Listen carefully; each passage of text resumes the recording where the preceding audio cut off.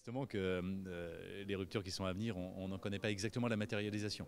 Il y a quand même plusieurs certitudes parce qu'on a au moins un avantage, c'est qu'il y a plein de secteurs économiques qui ont été concernés par la rupture digitale, par l'ubérisation, hein, comme on dit aujourd'hui, et donc on peut en tirer un certain nombre de leçons.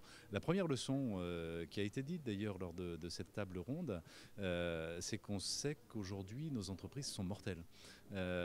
Et effectivement, on l'a vu dans un certain nombre de secteurs, les choses peuvent aller relativement vite. Une des caractéristiques de l'ubérisation, c'est finalement l'abaissement des barrières à l'entrée sur un secteur. Et le marché de l'assurance sera concerné, je crois, par ça. Si on le prend par exemple par la data, il fallait hier... finalement, on faisait de l'assurance et notamment de la tarification sur la base d'un assez petit nombre de données, mais sur un très grand nombre de personnes. Et donc, il fallait avoir cette expérience et être capable de dégager ces statistiques pour faire de l'assurance. Et donc, d'une certaine manière, ça protégeait le marché. Seuls les assureurs pouvaient faire de l'assurance. Demain, on pourra tarifer sur la base d'un très grand nombre de données sur un tout petit nombre de personnes, et notamment des données comportementales, des données chaudes, ce qui évidemment permet à des acteurs qui n'ont pas cette expérience de venir sur le secteur. Et puis, la rupture digitale, c'est pas seulement une rupture technologique autour de la data, autour de la techno en général, c'est aussi une rupture sociologique, comportementale, à la fois comportementale dans la manière de consommer, le passage progressif de la propriété à l'usage modifie complètement les règles de l'assurance. On n'assurera plus demain un bien de manière permanente du 1er janvier au 31 décembre dans les mains de son propriétaire, mais on assurera des tranches d'usage successives chez quelqu'un qui n'a rien à voir avec le propriétaire du bien en question. La révolution digitale, c'est aussi la volonté d'avoir une autre expérience client, avec une expérience beaucoup plus fluide, beaucoup plus simple, avec un standard d'ailleurs d'expérience qui n'est plus seulement sectoriel, on ne comparera plus seulement les assureurs entre eux, mais qui devient un standard très général et on comparera la fluidité d'une relation, la fluidité d'une expérience par rapport à ce que donnent les meilleurs du secteur digital justement, et on comparera par rapport à un Uber, par rapport à Google ou par rapport à Facebook ou que sais-je, la relation et l'expérience client. Voilà, la rupture digitale, ce sont toutes ces ruptures-là et beaucoup d'autres encore. Et encore une fois, la matérialisation de cette rupture est assez difficile à complètement appréhender.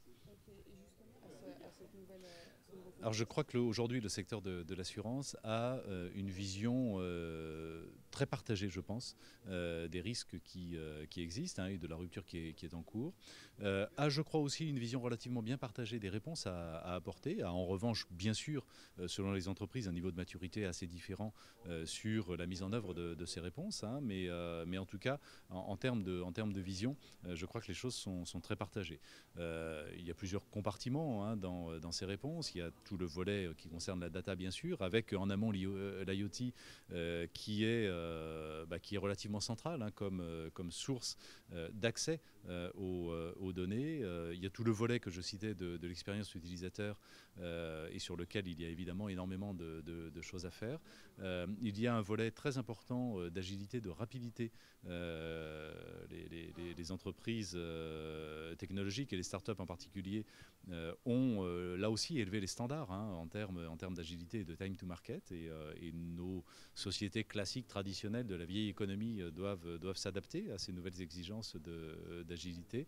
Il y a bien sûr la problématique de la réponse à l'usage plutôt qu'à la propriété.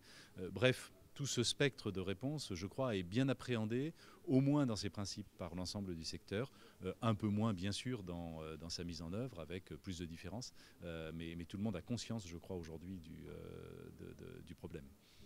Et enfin, pour finir, toujours dans ce contexte, quelles sont vos ambitions à vous pour faire face à cette nouvelle révolution?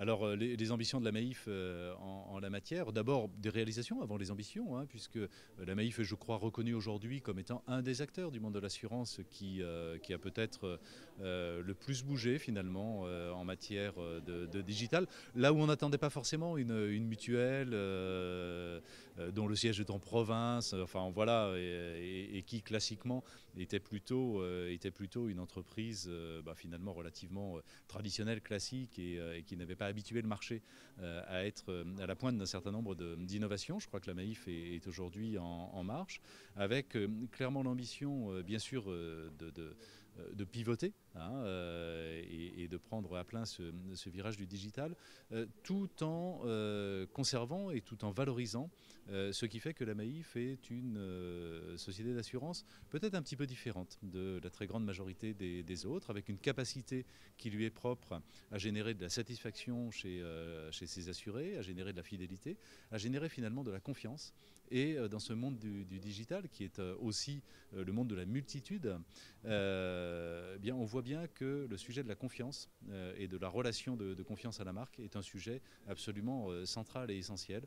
Et nous entendons vraiment capitaliser sur ce thème-là.